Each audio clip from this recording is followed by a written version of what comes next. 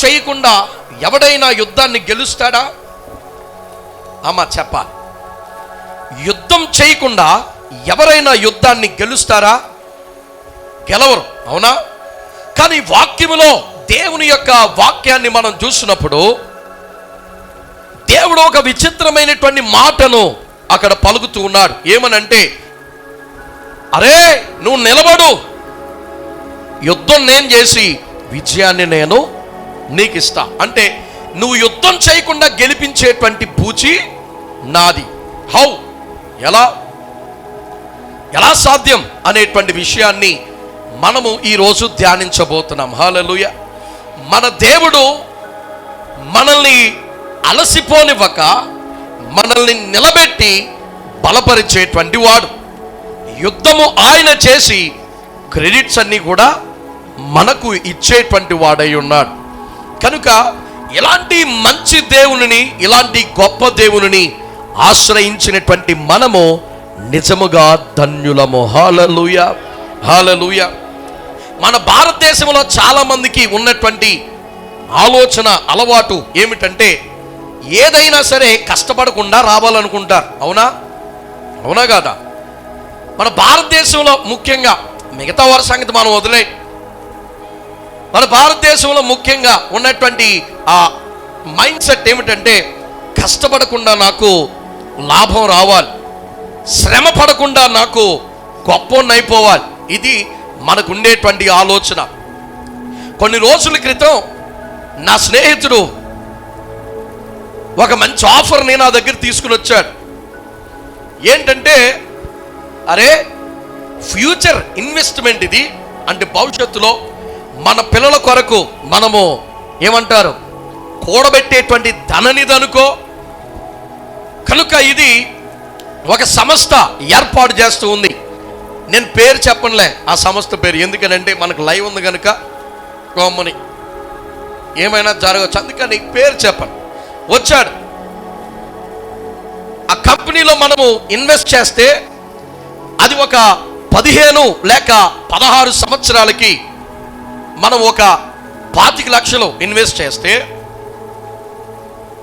15-16 సంవత్సరాలకి ఒక 30 కోట్ల వరకు మనకు వస్తుంది అన్నాడు. సర్లే, భవిష్యత్ ఇన్వెస్ట్మెంట్ కదా, సపోజ్ చేసి ఏదో విధంగా చూద్దాంలే అని అనుకున్నాను. నేను ఏదో అలా చూద్దాంలే అని ఆలోచన కలిగి నేను ఒక రోజు నా మీటింగ్స్ ఏమీ లేకుండా ఖాళీగా ఉన్నటువంటి, వరుసగా 2 రోజులు ఖాళీ ఎప్పుడైనా ఉంటే అప్పుడు వస్తానులేరా అని చెప్పా. వెళ్ళాను, వైజాగ్ వెళ్ళి ఆ యొక్క సిటీ, అక్కడ ఉన్నటువంటి ప్రదేశాన్ని అంతా కూడా, ఆ కంపెనీని ప్రదేశాన్ని అంతా కూడా పరిశీలించి చూసుకొని అక్కడ అన్నీ కూడా మాట్లాడుకుని మేము ఇంటికి తిరిగి వచ్చాం. అక్కడ మేము మాట్లాడేటప్పుడు వాళ్ళు మాకు చెప్పినటువంటి విషయం ఏంటంటే, అవండి మీరు పేమెంట్ కట్టిన వెంటనే మీకు వెంటనే మేము బహుమానాలు ఇస్తాం. ఫస్ట్ బహుమానం ఏమిటంటే ఒక 10 గ్రామ్స్ గోల్డ్ అనేది మీకు ఇస్తాం. రెండవదిగా ఎలక్ట్రికల్ బైక్ ఒకటి ఇస్తాం. మూడవదిగా 42 ఇంచెస్ టీవీ ఒకటి ఇస్తాం. నాలుగవదిగా బ్యాంక్ ఒక ట్రిప్ ఒకటి తీసుకెళ్తామని అన్నాడు. అప్పుడు వరకు బాగానే ఉన్న మాకు ఎప్పుడైతే ఈ ఆఫర్లు చెప్పాడో వెంటనే మాకు ఎక్కడో కొట్టింది. వీడు బిజినెస్ చేస్తున్నాడా, ఇంకేమైనా చేస్తున్నాడా, ఉచితంగా ఇన్ని చేస్తున్నాడు వీడు. ఎలక్ట్రిక్ బైక్ అంటే సుమారు ఒక 1,50,000 వరకు, 1,30,000 వరకు ఉంటుంది. 10 గ్రామ్స్ గోల్డ్ అంటే ఎంత ఉంటుంది? ఒక 30,000-50,000 వరకు ఉంటుంది. 80,000 10 గ్రాములు బంగారం అంటే 80,000 అంటే అక్కడికి ఎంత అయింది? ఇంచుమించుగా 2.5 లక్షలు అయిపోయింది అక్కడే. మళ్ళీ ఆడు ఏమన్నాడు, టీవీ అన్నాడు. టీవీ సుమారుగా 30,000 ఉంటుంది, 42 ఇంచెస్. అక్కడ 2,30,000 ఎంత అవుతుంది? మళ్ళీ బ్యాంకాక్ ట్రిప్ అన్నాడు. ఆ ట్రిప్కి ఎంత అవుతుంది? ఏమోనండి మేము వెళ్ళలేదు, మాకు తెలియదు అంటారు. నాకు కూడా తెలియదు, నేను చెప్తాను. మనం కట్టేటువంటి దాంట్లో ఒక 3-4 లక్షలు వాడు మనకు తిరిగి ఈ బహుమానాల రూపాల్లో ఇచ్చేస్తూ ఉన్నాడు. ఇంకా అది మిగిలేది ఎంత, అది జరిగేటువంటి బిజినెస్ ఎంత, అసలు ఏంటి విధానం అని అన్నీ కూడా మేము ఆలోచించుకుంటూ వచ్చాం. మావాడు కొద్దిగా బిజినెస్ దాంట్లో పీజీ చేశాడు కనుక ఆడ ఆ వెబ్సైట్ ఈ వెబ్సైట్ తిరిగేసి ఆడ వెబ్సైట్ అంతా కూడా ఒకసారి పరిశీలించి చూస్తే అదేమో కొత్తగా పెట్టిన దానిలో ఉంది, డీటెయిల్స్ లేవు. మేము ఒకరినొకరు తర్కించుకుని మాట్లాడి తీరా మేము ఆలోచించి మాకు సన్నిహితంగా ఉన్నటువంటి కొద్ది పెద్దవారిని మేము అడిగి తెలుసుకున్నప్పుడు ఏంటంటే వాళ్ళు ముందే ఇలా చెప్పి దించుతారండి, తర్వాత మనం ఇన్వెస్ట్ చేసిన తర్వాత 15-16 సంవత్సరాలకి 50 లక్షల కోట్ల రూపాయల కంటే ఎక్కువ రాదు అన్నాడు. ఆడు చెప్పిందంతా 30 కోట్లు అన్నాడు. తీరా మనకు వచ్చేది ఎంత? 1 కోటి రూపాయలే. 15-16 సంవత్సరాల్లో 1 కోటి రూపాయలు అంటే తక్కువే కదా ఇన్వెస్ట్మెంట్. ఇప్పుడు ఆడు చేసిన అప్పో తీసుకెళ్ళి ఆడికి ఇస్తాం. చేసిన దానికంతా కూడా వడ్డీలు కట్టుకోలేక మనం ఏం చేయాలి? 30 తిప్పలు పడి 3 చెరువు నీళ్ళు తాగేయాలి. ఎటూ సరిపోక ఇబ్బందులు పడిపోతాం. ఈ ఇబ్బందినంతా కూడా దేవుడే తప్పించాడేమోలే, దేవుడే ఆ ఆలోచన మనకు కలుగు చేశాడేమోలే అని మేము అనుకున్నాం. ఎందుకని ఈ మాట చెప్తున్నానంటే, సాధారణంగా మనిషికి వచ్చేటువంటి ఆలోచన ఏమిటంటే సులువుగా సంపాదించాలి, కష్టపడకుండా మనం ఇంట్లో కూర్చుంటే డబ్బులు వచ్చి పడిపోవాలి, ఒళ్ళు నలగకుండా ఏసీ రూమ్లో కూర్చుంటే గొప్పోలమైపోవాలి, మన కలలన్నీ కూడా నెరవేరిపోవాలి అనేటువంటి ఆలోచన చాలామందిలో ఉంటూ ఉంటుంది. ఇక్కడ దేవుడిచ్చేటువంటి స్టేట్మెంట్ చూస్తే, నిన్ను కష్టపడకుండా నేను విజయాన్ని నీకు ఇస్తాను, నువ్వు యుద్ధము చేయకుండా నేను నిన్ను గెలిపిస్తాను అని దేవుడు అంటూ ఉన్నాడు. మనం ఆలోచించేటువంటి ఆలోచనలకు, దేవుడు చెప్పేటువంటి మాటకు, ఈ రెండిటిలో మనము దేన్ని నమ్మాలి, ఏది ఎంతవరకు కరెక్ట్ అనేటువంటి విషయాన్ని ఒక్కసారి మనము వాక్యము ద్వారా పరిశీలించి చూసినట్లయితే దేవుడు చెప్పినటువంటి మాటే మనకి సరైనటువంటి మాటగా అనిపిస్తూ ఉంటుంది. ఎందుకనంటే దేవుడు సమస్తమును సాధ్యము చేయగలిగినటువంటి వాడు, ఆయనకు అసాధ్యమైనది ఏది కూడా లేదు. ఇప్పుడు ఆయన మనల్ని నిలబడండి, నేను మిమ్మల్ని గెలిపిస్తాను అని అంటూ ఉన్నాడు. యుద్ధంలో మీరు నిలబడండి, ఆ యుద్ధాన్ని నేను చేసి ఆ విజయాన్ని మీ క్రెడిట్గా నేను మీకు ఇస్తాను. మీరు కష్టపడకుల్లా, యుద్ధం చేయవసరంలా, ఏమి చేయవసరంలా, నిలబడి చూడండి అని చెప్పాడు దేవుడు. మన జీవితాల్లో కూడా శ్రమలు, శోధనలు, నిరాశ, నిస్పృహలు, అవమానము, అప్పుల భారము, వివిధ రకాలైనటువంటి సమస్యలు, వేదనలు మన జీవితంలో ఒక యుద్ధము వలె మన మీదికి చెలరేగి వస్తూ ఉంటాయి. ఇలాంటి సమయాల్లో ఏ విధముగా దీన్ని గెలవాలి అని మనం అందరం కూడా ఆలోచిస్తూ ఉంటాం. ఎలా గెలవాలి, ఎలా వీటిని నేను ఓవర్కమ్ చేసి విజయాన్ని సాధించాలి, విజయాన్ని పొందాలని ప్రతి ఒక్కరము కూడా ఆలోచన చేస్తూ ఉంటాం. అవి మనకి శక్తికి మించినటువంటి భారం, అవి మన ఆలోచనకు మించినటువంటి సమస్య, అవి మనకి ఎన్నడూ తీరనటువంటి వ్యాధులే కావచ్చు. ఏమైనను దేవుడు అంటూ ఉన్నాడు, నేను నీకు జయమునిస్తా, నువ్వేమి చేయవసరంలా, నువ్వు నిలబడితే చాలు అని దేవుడు అంటూ ఉన్నాడు. ఈ ఉదయకాల సమయంలో దేవుడు యుద్ధము చేసి మనలను గెలిపించాలి అంటే ఉచితముగా మనకి విజయాన్ని మనం పొందుకోవాలి అంటే ఏం చేస్తే దేవుడు మన పక్షమున యుద్ధం చేస్తాడు? కొన్ని నియమ నిబంధనలు అనేవి ఉన్నాయి. వాటిని మనం పాటించగలిగితే మన జీవితంలో దేవుడు తప్పకుండా విజయాన్ని అనుగ్రహించేటువంటి వాడై ఉంటాడు. హల్లెలూయా. కనుక జీవితంలో శ్రమ పడిపోతూ, జీవితంలో ఈ కుటుంబ భారాన్ని, బాధ్యతలను ముందుకు నెట్టలేక అలసిపోయి సొలసిపోతున్నటువంటి వారికి దేవుడు చెబుతున్నటువంటి ఒక శుభవార్త ఏమిటంటే, నీవు నిలబడు, నేను నీకు జయమునిస్తాను. హల్లెలూయా. I will give you the victory which you didn't expect. నీవు ఆలోచించని విధముగా నేను నీకు విజయమును అనుగ్రహిస్తానని దేవుడు చెప్తున్నాడు. హల్లెలూయా. అందుకని మనం ఏం చేయాలి? ఏం చేస్తే అలాంటి విజయాన్ని, అలాంటి తిరుగులేని గొప్ప ఖ్యాతిని, కీర్తిని లేక విజయాన్ని మనం పొందుకోగలమంటే, ఈరోజు ఈ అంశము కొరకు నేను ఎంచుకున్నటువంటి వాక్య భాగం ఏమిటంటే 2వ దినవృత్తాంతముల గ్రంథం 20వ అధ్యాయమును 1 నుండి చివరి వరకు మనం చదువుకుంటూ వెళ్తే అక్కడ టిప్స్ అండ్ ట్రిక్స్ అన్నీ కూడా అక్కడ దేవుడు రాసి పెట్టి ఉంచాడు. అధ్యాయం అంతా కూడా చదవడానికి మనకు సమయం లేదు కనుక నేను ఒకదాని తర్వాత ఒకటి, అంటే ఒక 10 పాయింట్లుగా నేను చెప్పుకుంటూ వెళ్తాను. జాగ్రత్తగా వినండి, జాగ్రత్తగా వినండి. నేను చదవమన్న వచ్చినన్ని చదవండి, సరేనా? ఎటు వెళ్ళను.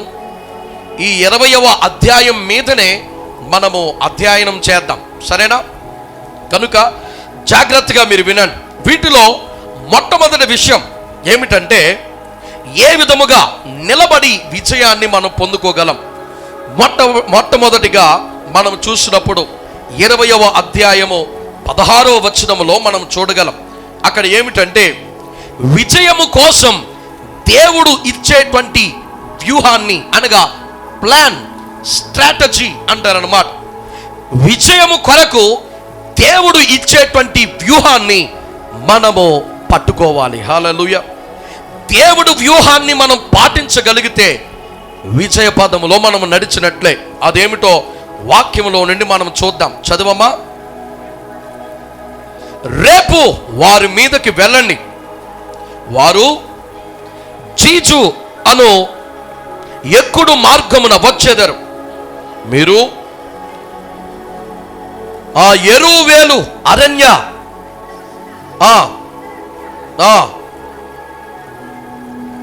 వాగు కొన దగ్గర వారిని కనుగొందరు. చాలమ్మా. ఇక్కడ జరుగుతున్నటువంటి విషయం ఏమిటయ్యా అని మనం ఆలోచిస్తే 1వ వచనానికి మనం వెళ్తే అక్కడ మనకి క్లియర్గా దేవుడు రాయించాడు. ఏమిటంటే, యెహోషువపాతు యూదా దేశాన్ని పరిపాలిస్తున్నటువంటి రోజులవి. యూదా దేశం అంటే ఎవరిది? యూదా దేశం అంటే ఎవరిది? యూదా దేశము దావీదు వంశం వారిది. ఎందుకనంటే సొలొమోను ఎప్పుడైతే మరణించాడో రాజ్యము 2గా చీలిపోయింది. ఈ ఇశ్రాయేలు వారందరూ కూడా 10 గోత్రాలుగా ఒకవైపు వెళ్ళిపోతే ఒకే ఒక్క గోత్రాన్ని పట్టుకొని ఉన్నది ఎవరో? దావీదు వంశం వారు. దాంట్లో ఎవరో ఆ లేవీలు వారులే ఉన్నారు. కనుక ఈ యూదా దేశమును ఇప్పుడు పరిపాలిస్తున్నటువంటి రాజు ఎవరంటే యెహోషువపాతు. ఈ యెహోషువపాతుకి గొప్ప కష్టమే వచ్చింది. ఏమిటంటే 3 జాతులైనటువంటి ప్రజలు యుద్ధానికి వారి మీదకు వస్తూ ఉన్నారు. 1వ వచనములో దాన్ని మనం చూడగలం. చూడండి. ఇది అయిన తరువాత మోయాబీయులను, అమోనీయులను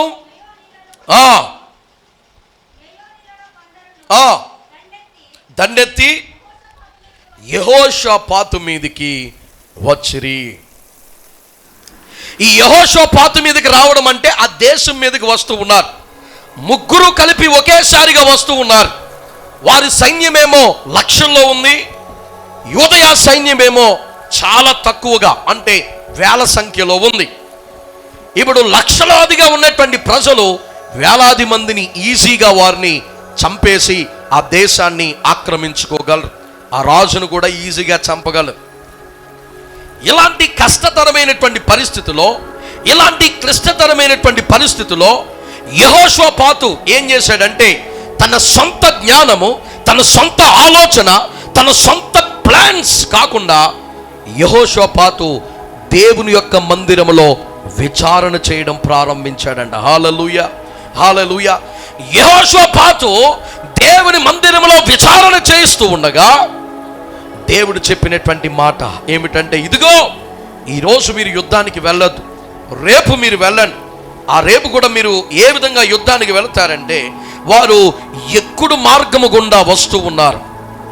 మీరేం చేస్తారంటే, ఈ వాగు కొనను మీరు మాటు వేసి ఉండండి అని దేవుడు ఒక డైరెక్షన్ అనేది ఇచ్చాడు, ఒక వ్యూహాన్ని దేవుడిచ్చాడు. మీరు గెలవాలి అంటే ఏం చేయాలి?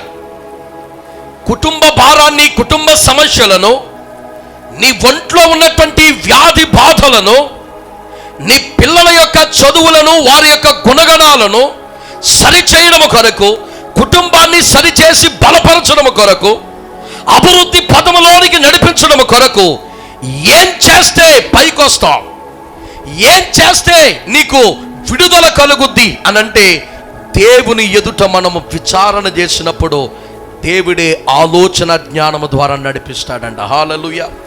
చాలాసార్లు మనకున్నటువంటి శోధన బాధలను బట్టి మనము తీసుకునేటువంటి నిర్ణయాలు మన సొంత జ్ఞానం మీద ఆధారపడి ఉంటుంది. లేకపోతే ఎవడో బయట చెప్పినటువంటి మాటలను బుర్రకెక్కించుకొని ఈడు మాట ప్రకారంగా చేస్తే మనకు మంచి జరుగుద్దేమో, ఎందుకనంటే ఈడుకు అప్పులు లేవు కదా, ఆడికి అప్పులు లేకపోతే నీకు మంచి సలహా ఇస్తాడని నువ్వెలా అనుకుంటావు? బయట ఉన్నటువంటి వాడి మాట కాదు కానీ, నీ లోపల నీకు వచ్చినటువంటి ఆలోచన విధానము కాదు కానీ, నువ్వు ఎప్పుడైతే దేవుని యొక్క సన్నిధానములో మోకరిల్లి ఆయన పాదాల మీద పడతావో నీకు జ్ఞానమునిచ్చి ఆయన నడిపిస్తాడంట. హల్లెలూయా. నీ సొంత జ్ఞానముతో నువ్వు ముందుకు వెళితే నీ అప్పులు డబల్ అవుతాయి, నీ బాధలు రెట్టింపు అవుతాయి, నీ వ్యాధి పోదు, అక్కడే ఉంటుంది నీ ఒంట్లోనే. నీ వేదన పోదు, నీ కన్నీరు పోదు, నీ ఆలోచనలకు ఏ విధమైనటువంటి ఉపయోగం అనేది ఉండదు.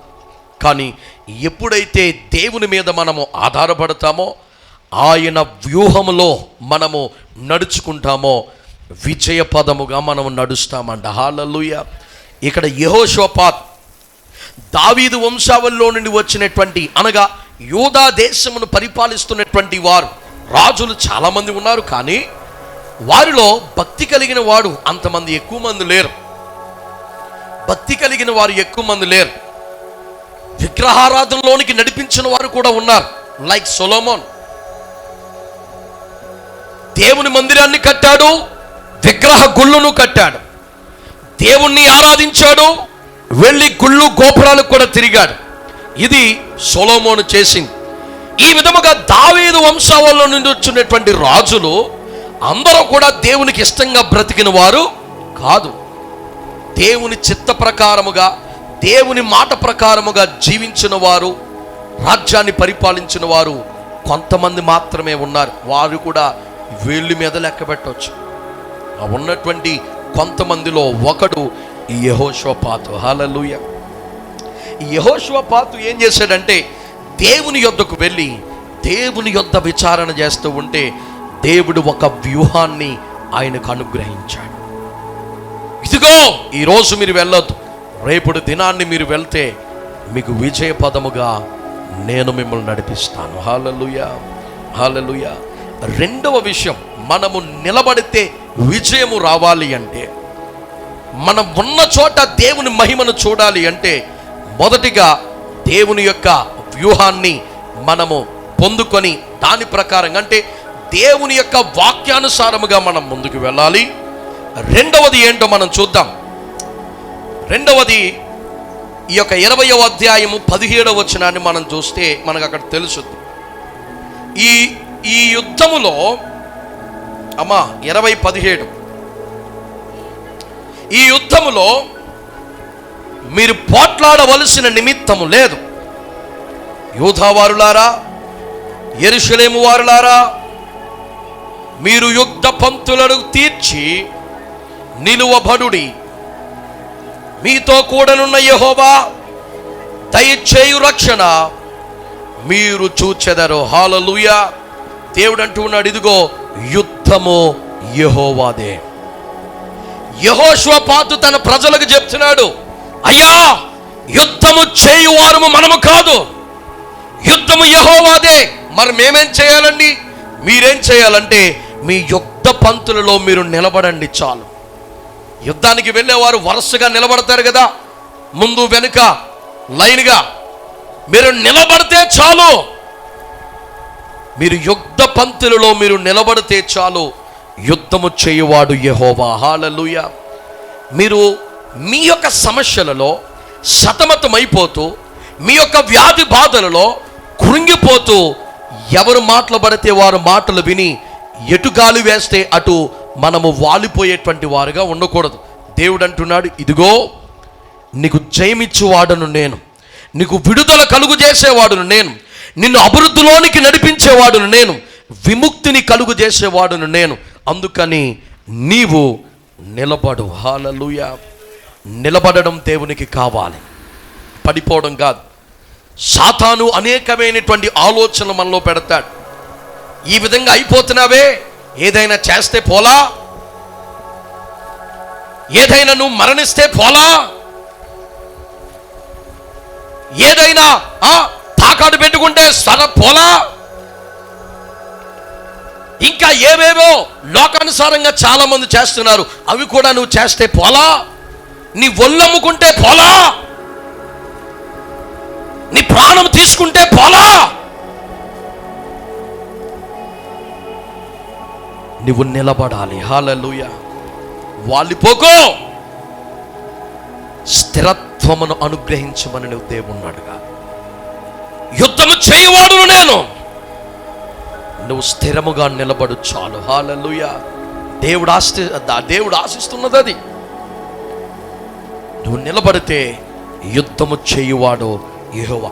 యెహోషాపాతు ఆ ప్రజలందరికీ చెప్పి బలపరుస్తున్నాడు, రే మీరు కంగారు పడద్దు, తక్కువ వారుగా ఉన్న అటు ఇటు చెదిరిపోయి దాక్కునేటువంటి ప్లాన్స్ మీరు చేయకండి, మీరు యుద్ధ పంక్తులలో తీర్చి మీరు నిలబడండి చాలు, యుద్ధము యెహోవాదే. హల్లెలూయా. హల్లెలూయా. మరొక మాట చెప్తున్నాడు, మరొక విషయం చెప్తున్నాడు. మనము నిలబడిన చోట గెలవాలి అంటే మూడవ విషయం ఏమిటో తెలుసా? దేవుని యొక్క వాగ్దానాన్ని నమ్మేటువంటి వారుగా మనం ఉండాలి. హల్లెలూయా. హల్లెలూయా. చూడండి, అదే 17వ వచనం కింద చూడండి. భయపడకుడి, జడియకుడి, రేపు వారి మీదికి పోవుడి, యెహోవా మీతో కూడా ఉన్నాడు. హల్లెలూయా. హల్లెలూయా.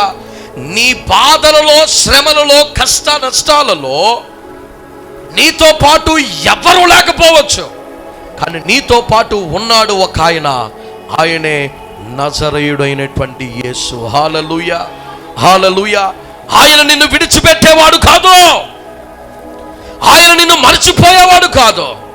ఆయన నీకు ఒక వాగ్దానం ఇచ్చాడు అంటే, ఒక ప్రవచనము ద్వారా నీతో మాట్లాడాడు అంటే, తన వాక్యము ద్వారా నీకు ధైర్యమును చెప్తున్నాడంటే, ఆ వాగ్దానమును, ఆ ప్రవచనమును, ఆ దర్శనమును దేవుడు ఎప్పటికైనా నెరవేర్చగలిగినటువంటి వాడు. హల్లెలూయా. దాని యందు నీవు విశ్వాసం ఉంచాలి, నువ్వు నమ్మిక ఉంచాలి. విశ్వాసము లేకుండా దేవునికి ఇష్టులై ఉండుట అసాధ్యం. నువ్వు దేవునికి ఇష్టుడిగా, ఇష్టురాలుగా ఉండాలి అంటే దేవుని యందు, అనగా ఆయన వాగ్దానాల యందు నమ్మిక ఉంచేటువంటి వారుగా మనం ఉండాలి. హల్లెలూయా. హల్లెలూయా. అంత మాత్రమే కాదు, వాగ్దానాల మీద నమ్మకం మాత్రం ఉంచితే సరిపోదు. మరొక మాట ఇక్కడ చాలా అమూల్యమైనటువంటి మాట భక్తుడు సెలవిస్తున్నాడు. చూడండి, 4వదిగా యుద్ధానికి ముందు ఆరాధనకు సిద్ధమవుతున్నారంట. హల్లెలూయా. యుద్ధానికి ముందు ఆరాధనకు సిద్ధపడుతున్నారంట. 18వ వచనాన్ని ఒకసారి చదవండి అమ్మా. అప్పుడు యెహోషాపాతు సాష్టాంగపడి నమస్కారము చేసెను.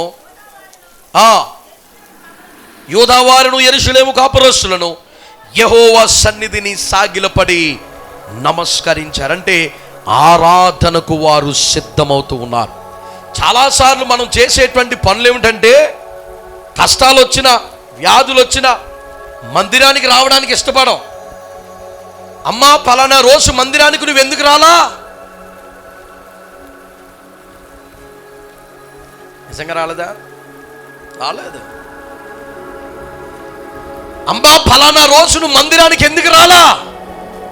కడుపు నొప్పండి, కాలు నొప్పండి, బుర్ర పోటండి.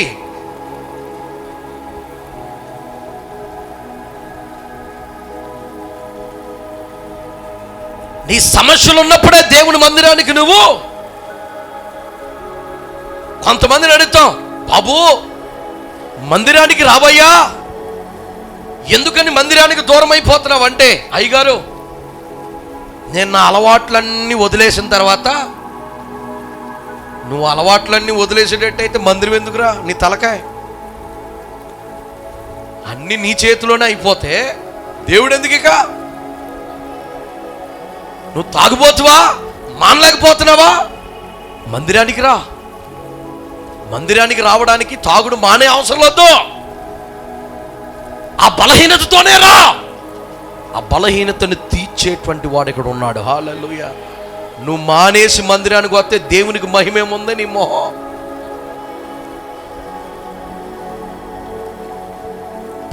పాపులుగానే రావాలి మందిరానికి. అంటే రక్షణ పొందిన వారు ఎలాగ పరిశుద్ధులుగా దేవుని మందిరానికి వస్తారు, కొంతమంది మందిరానికి రావడానికి, దేవుని యొక్క సన్నిధానములో బల్లలో పాలు పొందడానికి వెనక ముందు ఆలోచించి మందిరానికి మానేసి అటు ఇటు చెదిరిపోయేవారు ఉంటారు. నీ బలహీనతతోనే నువ్వు దేవుని మందిరానికి రావాలి. నీకు తలపోటు ఉన్నప్పుడే మందిరానికి రావాలి. నువ్వు ఎక్కువగా నీకు నడువునెప్పుడు ఉన్నప్పుడే రావాలి దేవుని మందిరికి నువ్వు. ఎందుకనంటే దేవుడు చేసేటువంటి కార్యము నీ జీవితంలో నీవు ఇంటికాడ ఉంటే ఏం పోద్ది నీకు? ఆ మంచం మీద పడి అటు ఇటు దొల్లి బాధపడడం, ఏడడం తప్ప అంతకు మించి నువ్వు చేసేదే ఉందమ్మా ఇంటి దగ్గర. ఇక్కడ వారికి ఎన్నో సమస్యలు ఉన్నాయి. 3 వైపుల నుండి సైన్యం లక్షలాది మంది వారి మీదకి దండెత్తి వస్తూ ఉన్నారు. వారు ఏం చేస్తున్నారో తెలుసా? ఆరాధనకు సిద్ధమవుతున్నారంట. హల్లెలూయా, హల్లెలూయా. నీ బలహీనతలను దేవుడు బలముగా మారుస్తాడు మందిరంలోనికి నువ్వు వస్తే. హల్లెలూయా. నువ్వే బలహీనతతో బాధపడుతున్నావు, ఏ అప్పులతో నువ్వు బాధపడుతున్నావు, ఏ శరీర వాంఛలతో నువ్వు బాధపడుతున్నావు. కొంతమందికి శరీర వాంఛలు, కోరికలు ఎక్కువ. నీ బలహీనతలతోనే రా దేవుని మందిరానికి. నీకు నువ్వే పరిశుద్ధుడు అయిపోతే, నీకు నువ్వే నీ బలహీనతలు తీసేసుకుంటే దేవుడు ఎందుకయ్యా నీకు? నువ్వే దేవుడివే. నీ బలహీనతలతో దేవుని గడపను తొక్కాలి. హల్లెలూయా. రావడానికి సంకోచించుకో. అయ్యా నువ్వు మందిరానికి ఎందుకు రాలేదంటే, అన్నీ ఇప్పుడు ఈ సీజను పట్టుబళ్ళు సీజన్ అండి. మాకున్న అప్పులకి పట్టుబళ్ళు ఆదివారం శనివారం వారాలతో రోజులతో లెక్క లేకుండా మేము పనిచేస్తేనే ఆ అప్పులకి మేము పైసలు కట్టగలం. కొనిడు ఎంత కష్టపడిపోయి ఏమన్నా అప్పులు తీర్చేసాడంటే లేదు. కోయిట్లో ఉన్న ఆవిడ అలా కోయిట్లోనే ఉంటుంది, బత్తాలు మోసేవాడు మోస్తూనే ఉంటాడు. ఎప్పుడు అడిగినా అప్పులండి అప్పులండి అప్పులండి. మరి మందిరాన్ని ఎగ్గొట్టేసి పట్టుబడులకు వెళ్ళిపోతున్నావు. ఇది తప్ప మాకు జీవనాధారం లేదండి, ఆ ఒక్కరోజు కూడా మానలేమండి అని చెప్తున్నావు. నీకున్నటువంటి సమస్యలకు, నీకున్నటువంటి ఆ వ్యాధి బాధలకు, నీకున్నటువంటి బలహీనత ఒక ముగింపు కావాలి అంటే నీ శ్రమలలో కూడా ఆరాధనకు నువ్వు సిద్ధపడాలి. హల్లెలూయా. ఇక్కడ యెహోషువపాతు ఒక రాజు అయి ఉండి, ఎందుకనంటే ఇప్పుడు ఒక దేశాన్ని జయించాలనుకో, సైనికుల కంటే ముఖ్యమైనటువంటి తల ఎవరిదో తెలుసా? రాజుది. ఇప్పుడు మిమ్మల్ని అందరినీ కూడా దాటుకుని వచ్చి ఆ రాజు తలకై లేపేశాడు అనుకో, యుద్ధం అక్కడితో ఆగిపోద్ది. రాజు తలకై మేము. ఇప్పుడు ఆ రాజే ఏం చెప్తున్నాడో తెలుసా? అందరూ రండి, దేవునికి మనము సాష్టాంగ పడుదాము. హల్లెలూయా, హల్లెలూయా. నీ శ్రమల వ్యాధి బాధలలో మొట్టమొదట నువ్వు చేయవలసింది ఏమిటో తెలుసా? ఆరాధనకు సిద్ధపడి ప్రభు గడప తొక్కడం. హల్లెలూయా, హల్లెలూయా. అలాంటప్పుడు నువ్వు నిలబడితే దేవుడు జయమిస్తాడు. అలాంటప్పుడు నువ్వు ఆలోచిస్తే దేవుడు ఆలోచన సఫలీకృతం చేస్తాడు. నువ్వెంత కష్టపడినా నీ ఆలోచనని బుర్ర పెట్టి నువ్వు ఎంత ఆలోచించి ఎన్ని ఉపాయాలు నువ్వు చేస్తూ ఉన్నానో ఒక్కట కూడా పనికిరాదు చెప్తున్నా. ఒక్కట కూడా పనికిరాదు. నిలబడిన చోట జయము దేవుడు మనకివ్వాలి అంటే మన శ్రమ బాధలలో దేవుని ముందు మనము సాష్టాంగ పడేవారుగా ఉండాలి. హల్లెలూయా. ఇప్పుడు ఐదో విషయం ఏమిటో మనం చూద్దాం. చూడండి, ఉన్న చోటనే జయము పొందాలి అంటే 19వ వచనం ఒకసారి చదవండి అమ్మా. కహాతీయుల సంతతి వారును కోరాహీల సంతతి వారును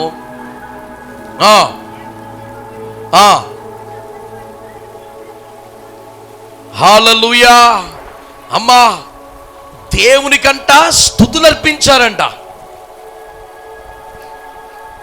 విజయానికి ముందే దేవునికి ఏం చేశారు?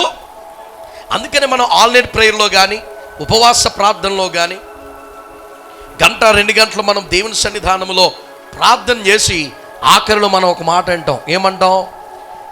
దేవుడు మనం ప్రార్థన ఆలకించి జవాబు దయచేశాడనే విశ్వాసముతో 2 చేతులు పైకెత్తి దేవునికి స్తోత్రం చేయాలి, దేవునికి స్తుతులు అర్పిస్తూ ఉంటాం. స్తుతుల్లో ఉన్నటువంటి బలం ఏంటో తెలుసా?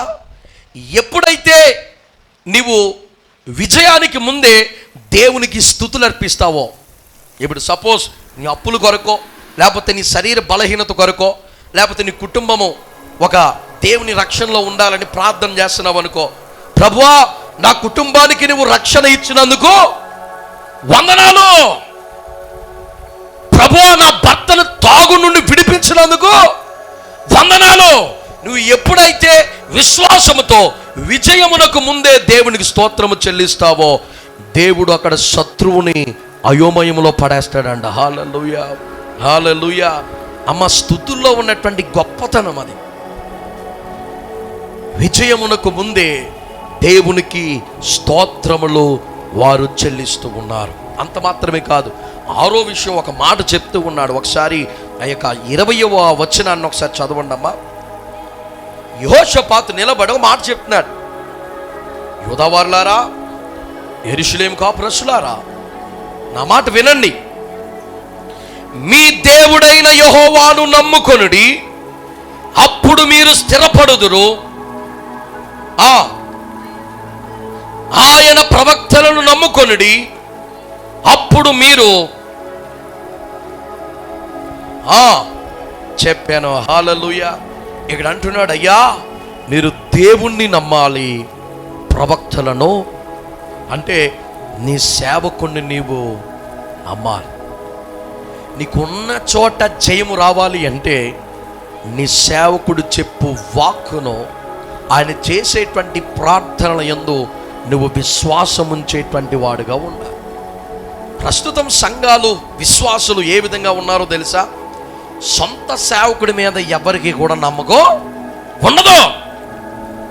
అదే ఎవడైనా గొప్పగా టీవీలోనో లేకపోతే యూట్యూబ్లో హల్చల్ చేసి వార్తలు చదివే క్యాండిడేట్ ఎవడైనా పాస్టర్ ఉన్నాడు అనుకో, ఆడొచ్చి ఎక్కడైనా ఈ మందిరంలో ఈ చుట్టుపక్కల ప్రాంతంలో ఎక్కడైనా స్థలం కొని మందిరం పెడితే మీలో సగం మంది వెళ్ళిపోయినా ఆశ్చర్యం లేదు అనుకుంటున్నాను. నేను అనుకుంటున్నా, ఇట్స్ నాట్ అ కన్ఫర్మేషన్. చాలా మందిరాలు ఎలా ఉన్నాయో తెలుసా? ఎవడైనా గొప్పడు వచ్చి ఒక మందిరం కట్టాడనుకో, ఈ మందిరంలో అందరూ లెగిసి వెళ్ళిపోయి దాంట్లోకి వెళ్ళిపోతారు. ఇప్పుడు ఆడు తలదన్నోడు ఇంకోటి వచ్చి ఆడు పక్కన పెట్టాడు అనుకో, అప్పుడు ఈ మందిరం నుంచి నువ్వు ఉన్నటువంటి సంఘములో నీ సేవకుని మీద నీకు నమ్మకం ఉన్నప్పుడు దేవుడు కార్యం చేస్తాడండి. హల్లెలూయా, హల్లెలూయా. అంటే ఇక్కడ సేవకుడు ఏదో దేవుడు అని కాదు. He's not a god, he's not equal to god. దేవునికి సరితూగైనటువంటి వాడు కాదు, దేవునికి సమానమైనటువంటి వాడు కాదు సేవకుడు, కానీ దేవుని పక్షమున నిలబడేటువంటి వాడు. Hallelujah. Maybe he is a small, maybe ఆయన చిన్న సేవకుడే కావచ్చు, పెద్ద సేవకుడే కావచ్చు. నువ్వు వెళ్ళేటువంటి మందిరములో నీ సేవకుని నీవు నమ్మాలి, అప్పుడే దేవుడు కార్యం చేస్తాడు.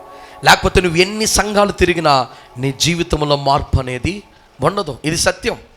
ఇది చాలామందికి తెలియక ఏం చేస్తాడో తెలుసా? ఎవడు గొప్పడు వస్తే ఆడు వైపు అటు ఇటు చెదిరిపోయేటువంటి వారు సంఘాల్లో ఈ రోజుల్లో లేకపోలేదు. నేను అనేకమైనటువంటి కొన్ని సంఘాలకి వెళ్ళి ఆ యొక్క వాక్పరిచయం చేయడానికి వెళ్తుంటే చాలామంది 100% మంది సేవకులు చెప్పి బాధపడేటువంటి విషయం ఇదే. ఫలానా సంఘం వాడు కొత్తగా పెట్టాడండి, మా ఊళ్ళందరూ అక్కడికి వెళ్ళిపోయారు, 30 సంవత్సరాల నుంచి కష్టపడి సేవ చేస్తున్నానండి, నా మీద, నా ప్రార్థన మీద వారికి నమ్మకం లేదా? అని గుండెలు బాదుకుని ఏడుస్తున్నారు సేవకులు. అమ్మా విశ్వాసులారా, నీకు ఏ ఆలోచన వస్తే ఆలోచన ప్రకారంగా నువ్వు వెళ్తుంది నీకు ఆశీర్వాదం కాదు. యెహోషాపాతు ఏం చేశాడు? ఉన్న చోట విజయము పొందుట కొరకు, యుద్ధము చేయకుండా విజయము పొందుట కొరకు దేవుని ఎదుట ఆయన విచారణ చేశాడు.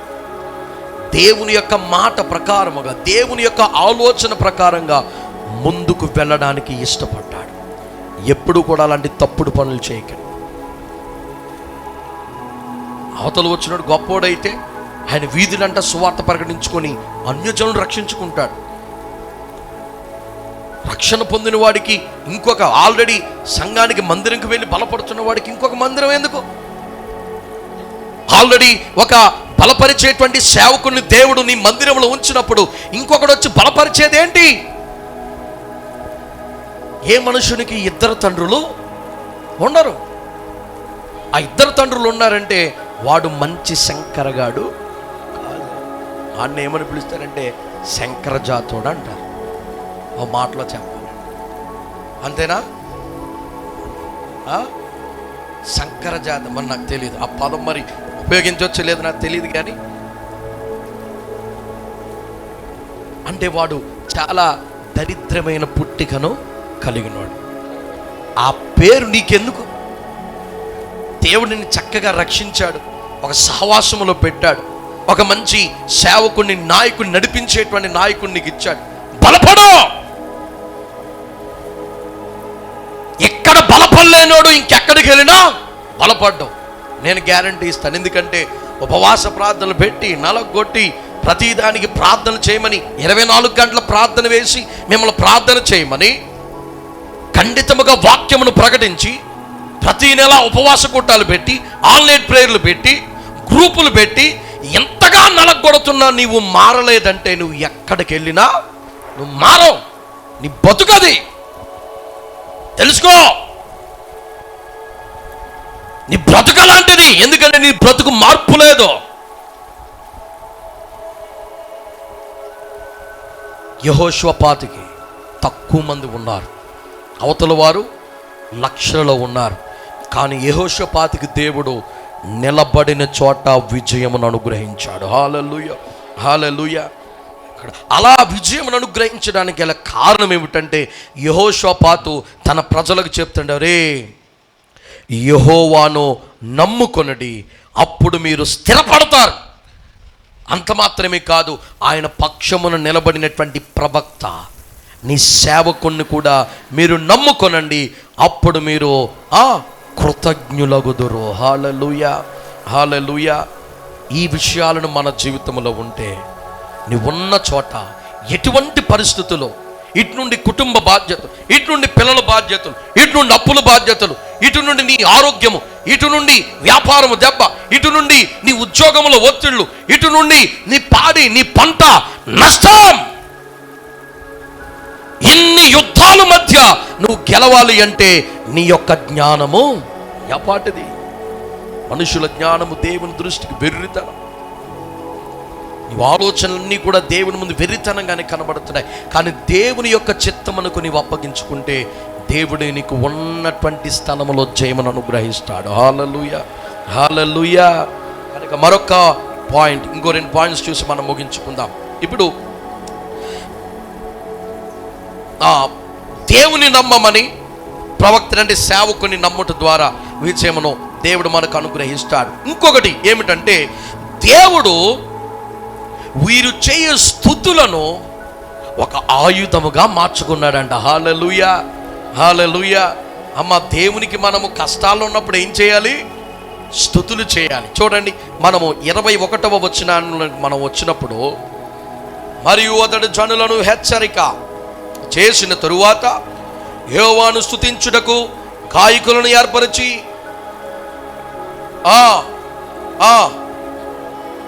సైన్యముల ముందర నడుచుచు యెహోవా కృప నిరంతరముండును, ఆయనకు స్తుతించుడి అని స్తోత్రములు చేయుటకు వారిని నియమించెను. హల్లెలూయా.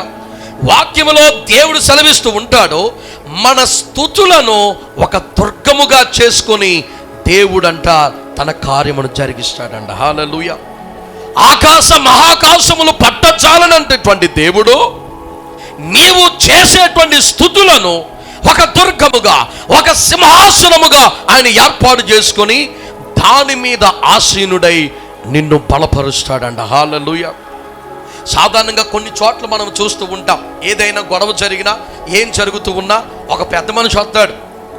ఆ పెద్ద మనిషి వచ్చి ఏం చేస్తాడంటే ఇంటి ముందు కుర్చీ వేసి కూర్చొని, ఇప్పుడు ఎవడొస్తాడో రండి, ఎవడొచ్చినా ఇప్పుడు నేను సమాధానం చెప్తాను అంటాడు. ఆడున్నంతసేపు ఎవడో ఆ ఇంటి వైపు గొడవ పెట్టేవాడు రాడు. ఎందుకంటే ఆ ఉన్నటువంటి పెద్ద మనిషి అంత సమర్థుడు. కుర్చీ వేసి కూర్చొని రండ్రా చూసుకో. ఇప్పుడు మన జీవితంలో కూడా ఎప్పుడైతే నీ శోధన బాధలు, ఈ యొక్క వేదనలు, ఈ యుద్ధాలు నీ జీవితంలో ఏవైతే ఉన్నాయో వాటి మధ్యలో నీవెప్పుడైతే దేవునికి స్తుతులు స్తోత్రాల కృతజ్ఞతతో దేవుణ్ణి స్తుతించి ఆరాధిస్తావో, నీ ఆరాధనల మీద దేవుడు ఆ స్తుతులను ఒక దుర్గముగా, ఒక సింహాసనముగా ఏర్పాటు చేసుకుని దాని మీద ఆసీనుడై నీ ప్రక్కన కూర్చుంటాడంట. హల్లెలూయా. రెండు చేతులు బాగా దేవుని స్తోత్రం చెల్లిద్దాం. ఆయన నీ ప్రక్కన కూర్చున్నప్పుడు ఎవడయ్యా మన దగ్గరికి వచ్చేది? ఎవడయ్యా మన దగ్గరికి వచ్చేది? ఏ సమస్యలయ్యా మన దగ్గరికి వచ్చేది? ఏ బాధలయ్యా మనల్ని తచ్చేసేది? ఆయన స్తుతులను ఒక సింహాసనం, నువ్వు ఎంత ధనమిచ్చినా ఆ ధనము ద్వారా నువ్వు ఒక సింహాసనము చేసిన ఆయన దాంట్లో పట్టడో, కూర్చోడు. నువ్వు ఎంత గొప్ప మందిరాలు, కొన్ని లక్షల మంది పట్టేటువంటి గొప్ప మందిరము కట్టినా దాంట్లో ఆయన పట్టడు. కానీ ఎప్పుడైతే నువ్వు స్తుతులు దేవునికి అర్పిస్తావో ఆ స్తుతులను ఒక దుర్గముగా ఆయన స్థాపించుకొని, ఒక సింహాసనము వలె ఆయన ఏర్పాటు చేసుకొని దాని మీద కూర్చుంటాడంట. హల్లెలూయా. చూసారు, ఇప్పుడు దేవునికి స్తుతులు అర్పించుట, దేవునికి స్తోత్రము చెల్లించుట ఎంత గొప్ప విషయమో మనము గమనించేవారుగా ఉండాలి. హల్లెలూయా, హల్లెలూయా.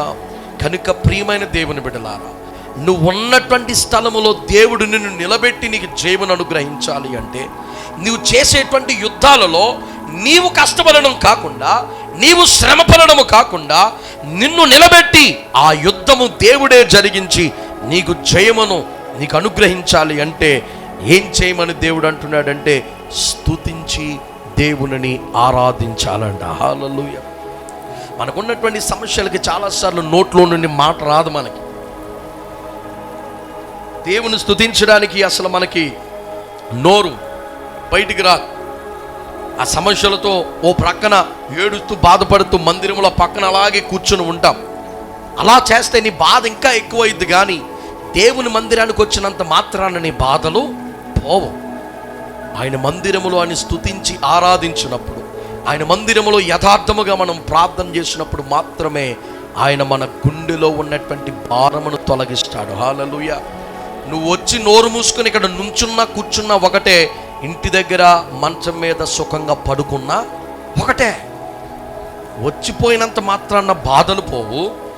దండం పెట్టుకొని సిలువు గుత్తేసుకున్నంత మాత్రాన్న బాధలు పోవు. కొండలెక్కి గుండులు కొట్టించుకున్నంత మాత్రాన్న బాధలు పోవు. కానీ ఆయన మందిరములోనికి మనము వచ్చి ఆయన స్తుతించి ఆయనను ఆరాధించి యథార్థ హృదయంతో ప్రార్థించినప్పుడు మాత్రమే మన గుండెల్లో ఉన్నటువంటి బరువు దిగుద్ది. హల్లెలూయా, హల్లెలూయా. కనుక అంటున్నాడు స్తుతుల ద్వారా ఆ స్తుతులను దేవుడు ఒక ఆయుధము చేసుకుని ఏం చేశాడో 22వ వచనంలో మనం చూద్దాం. చూడండి, ఆ దేవుడు శత్రువులను కలవర పెడుతున్నాడంట. ఏం పెడుతున్నాడమ్మా? చెప్పాలి గట్టిగా. కలవర పెడేస్తున్నాడు. ఏం కలవరం ఒకసారి చూద్దాం. వారు పాడుటకును స్తుతించుటకును మొదలుపెట్టగా యెహోవా యోధా వారి మీదికి వచ్చిన అమోనీయుల మీదను, మోయాబీల మీదను, షేరు మన్యవాసుల మీదను మాటుగాండ్లను పెట్టెను. కనుక వారు హతులైరి. హల్లెలూయా. మనం స్టార్టింగ్లో చెప్పుకున్నాం చూసావా, దేవుడు ఒక వ్యూహాన్ని ఇచ్చాడని. ఇప్పుడు వారు సిటీ అంటే దేశంలోనికి వారు చొరబడుతున్నారు. ఎవ్వరు ఊహించినటువంటి వైపు నుండి, మేబీ వెనక నుండి కావచ్చు, లేకపోతే పక్క నుండి ఈ కొండలు దాటుకుంటూ వీరు రాలేరా అని అనుకోవచ్చు. అందుకనే ఎత్తటి ప్రాంతము అని ఒకటో ఆ యొక్క 16వ వచనంలో మనం చూస్తున్నాం. అందుకని ఈ కొండల మీద నుంచో వెనక నుండో ఎవ్వరూ ఆలోచించిన వైపు నుండి ఆ శత్రువు వస్తుండగా దేవుడు వ్యూహమునిచ్చి ఆల్రెడీ కొంతమందిని ఆ వాగు కొనను కొంతమందిని పెట్టాడు. చూసావా? వీరు వస్తూ ఉండగా దేవుడు వారికి బలమునిచ్చి వారిని హతులు చేశాడండి. హల్లెలూయా, హల్లెలూయా. ఈ కొన నుండి వారు చూడకుండా వీరు దాడి చేసినప్పుడు ఏమైందో చూద్దాం. చూడండి, దేవుడు శత్రువును కలవరపరిచాడు. రెండవది ఆయన చేసింది ఏమిటంటే పోరాటము లేకుండా విజయాన్ని ఇచ్చాడు. ఏ విధంగా విజయాన్ని ఇచ్చాడో మనం ఒకసారి 23వ వచనంలో చూద్దాం. అమోనీయులను, మోయాబీలను, షేరు మన్యువాసులను బొత్తిగా చంపి నిర్మూలము చేయవలనని పొంచియుండి వారి మీద పడిరి.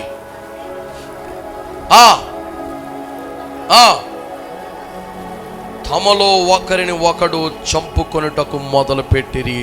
హల్లెలూయా, హల్లెలూయా. చూసారా? దేవుడు దేవుని వ్యూహ ప్రకారంగా వెళ్ళిన వలన సాతానుడు ఏమయ్యాడు? కలవరపడిపోయాడు. వారికే కలవరం వచ్చేసింది. వారు ఏం చేశారో తెలుసా?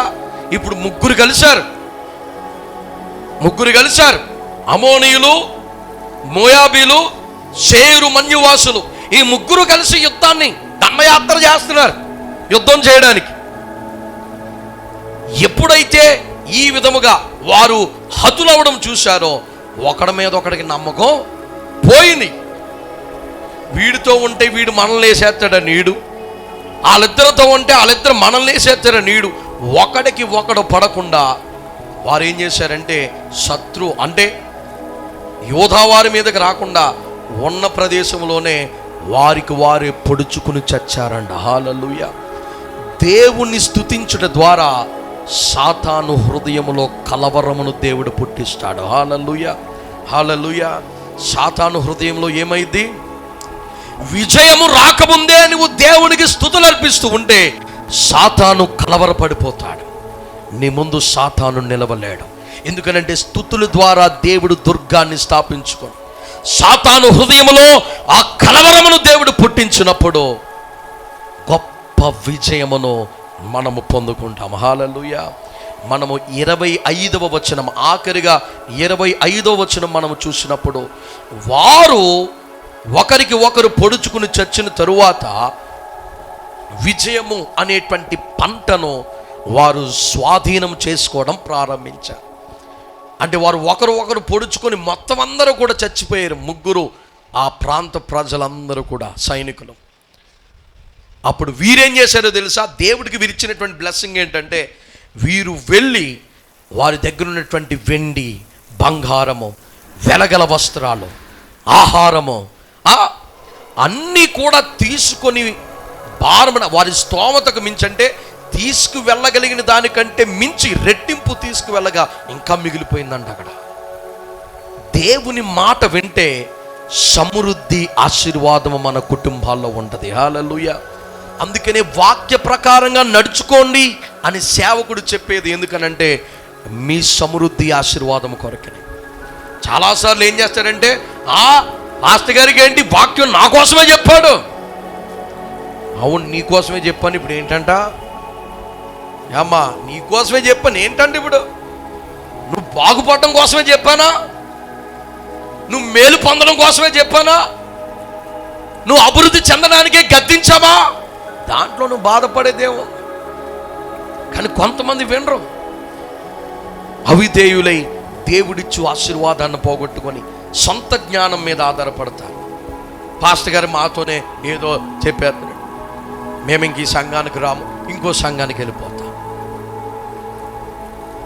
అమ్మో మేము రాము, మేము ఇంటి దగ్గరే కూర్చుంటాం, ఎప్పుడైనా పండగలకు వస్తాం, ఎందుకంటే ఆ వాక్యాన్ని మేము వినలేం. అయ్యా, నీ సొంత ఆలోచన కాదు నాయన, దేవుని దగ్గర విచారణ చేసి చూడు. నీ సేవకుడు చెప్పింది నీ శ్రేయస్సు కొరక, నీ అవమానం కొరక నీకు అర్థమవుద్ది. హల్లెలూయా.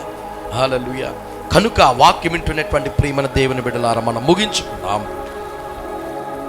దేవుని చిత్త ప్రకారంగా చేశాడు ఎవరు? యెహోషాపాతు. ఆయన రాజు అయ్యుండి 3 వైపుల నుండి ఎంతో ఘోరమైనటువంటి శ్రమ ఆ దేశం మీదకి, రాజు మీదకి వచ్చినప్పుడు ఆయన చేసినవి మనము చేయగలిగితే, నిలువబెట్టి జయమునిచ్చినటువంటి దేవుడు మన జీవితం అనేటువంటి ఈ యుద్ధములో, ఈ బ్రతుకులో, విశ్వాసం అనేటువంటి ఈ పోరాటములో మనల్ని నిలబెట్టి ఆ దేవుడు మనకు జయమును అనుగ్రహిస్తాడు. అటువంటి జయ జీవితముతో దేవుని సన్నిధానములో మనము సాగిపోదాం.